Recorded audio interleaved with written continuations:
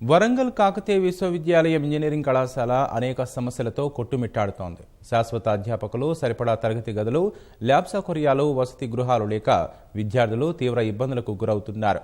సమస్యలు పరిష్కరించాలంటూ తరగతులు బహిష్కరించిన విద్యార్థులు 4 రోజులుగా ఆందోళన కొనసాగిస్తున్నారు.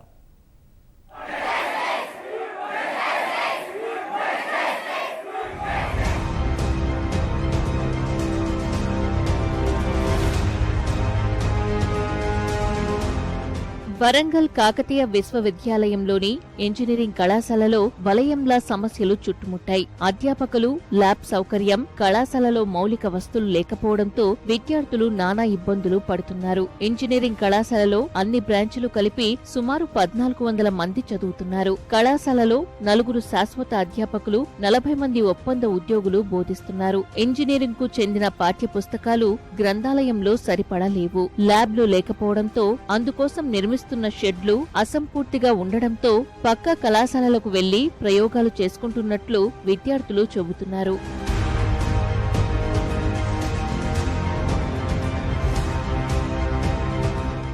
ఇప్పటి వరకు సివిల్ కి ల్యాబ్ ఒకటి కూడా ఇక్కడ మా కాలేజ్ లో చేయలేదు.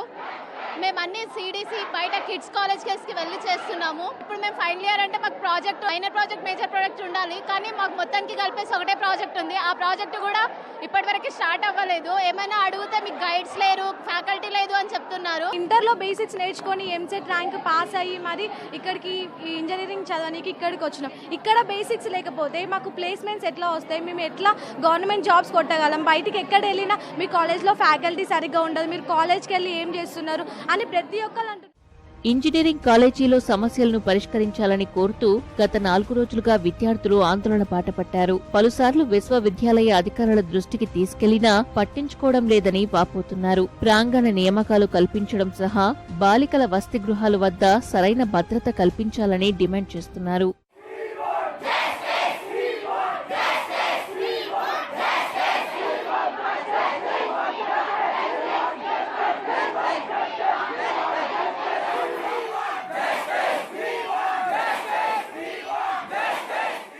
మేము ఒక ఫ్యాకల్టీ విషయంలోనే కాదు, మేము ఇప్పుడు సమస్య స్ట్రైక్ చేసేది మాకు ప్లేస్మెంట్స్ వెళ్ళలేదు, ఒక ల్యాబ్ సరిగా లేదు, ఒక క్యాంపస్ డ్రైవ్ అనేది లేదు, హాస్టల్ ఫెసిలిటీస్ సరిగా లేవు, ట్రాన్స్పోర్ట్ ఇవేవీ లేవు. కాబట్టి మేము ఈరోజు కూర్చొని స్ట్రైక్ చేస్తున్నాము. ఆ గర్ల్స్ హాస్టల్ నుండి ఇక్కడికి వస్తుంటే బయట హరాస్మెంట్స్ ఇవన్నీ మాకు ఎందుకు?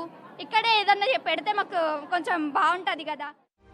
సమస్యలను పరిష్కరించేంత వరకు ఆందోళనలు విరమించబోమని విద్యార్థులు స్పష్టం చేశారు.